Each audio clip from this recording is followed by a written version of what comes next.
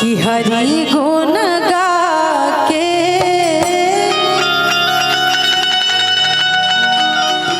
जीवन बना ले रे पगला।